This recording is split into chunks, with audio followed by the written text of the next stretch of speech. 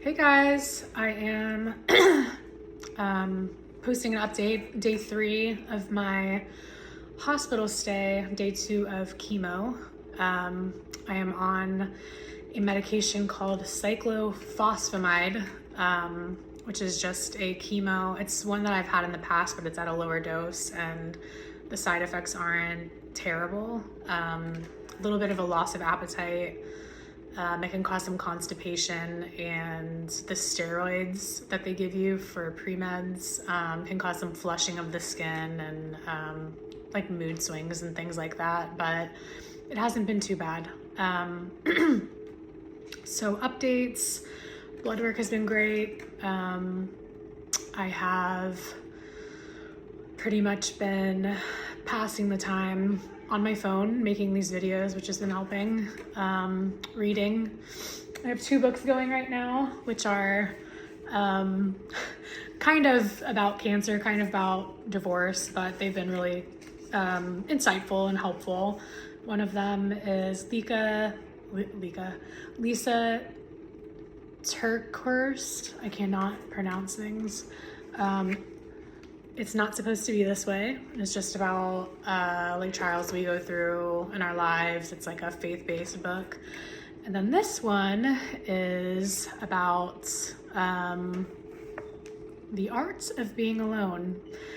I am ridiculous and joined a Christian dating app just to pass time and like distract myself, which I didn't really feel that bad about because my husband decided to leave me, so I kind of feel like my obligation to him is null and void at this point. But I don't know, I've met some interesting people. I made it pretty clear I'm not like looking for a relationship. It's just kind of somebody to talk to, companionship, whatever.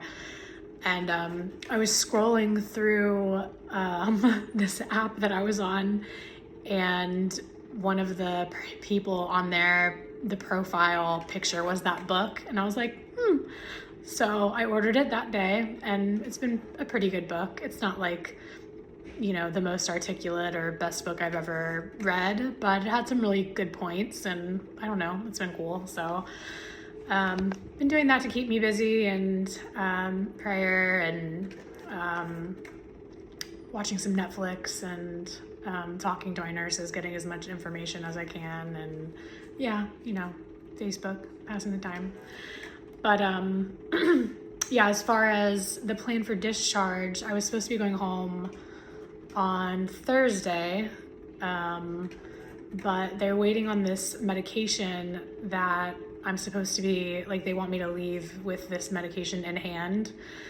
And apparently the copay on it is like $2,000.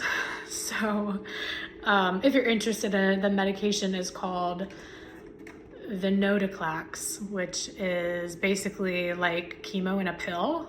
I'm supposed to be doing that for 2 weeks, and then there's an additional medication called revumenib, which it's an inhibitor that is supposed to target the gene mutation that I have, which is KM2A, which is like a really nasty gene mutation that actually ALL patients don't typically get. It's more for AML, but I have it. So this pill, I guess, just got FDA approved back in November, and it just became commercially available like this week.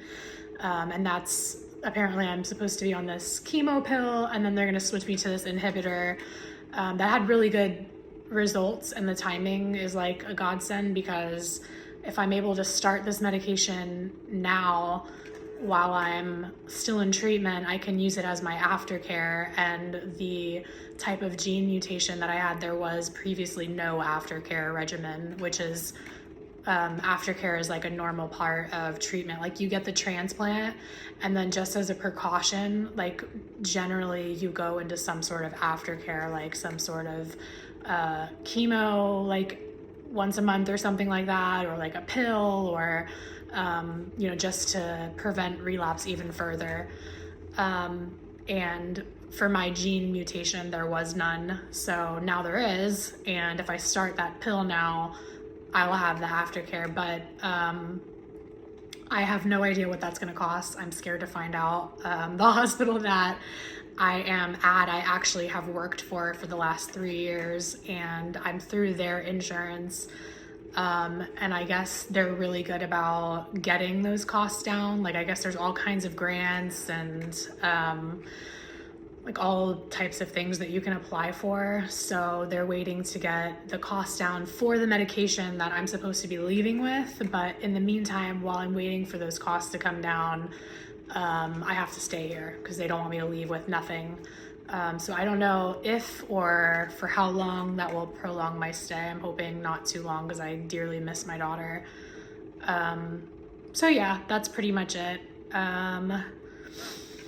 That was pretty much everything I had to update you guys on. The medication stuff, I've added that to my daily prayer list. So if you are a person that prays or has faith, please pray for me on that. And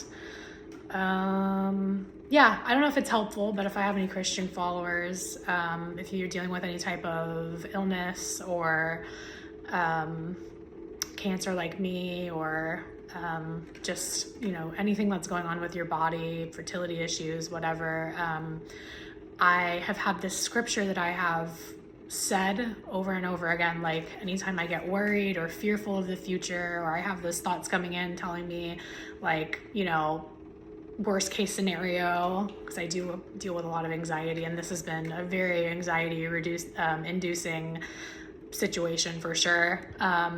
The scripture is Psalm 41:3. The Lord will sustain me in my sick bed, and in my illness restore me to full health. And I firmly believe that will be the case for me and also the case for you. So stand on his word.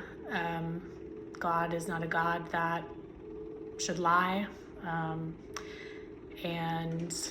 I just feel like in times and in situations like this, it's really important to cling to your faith and be in your word and be in prayer. And some of those, you know, scriptures and promises that are in the Bible, they're life-changing and situation-changing. If you can, you know, get yourself in alignment with them and believe them, faith can move mountains. So keep me in your prayers, and I will continue to be praying for you. God bless.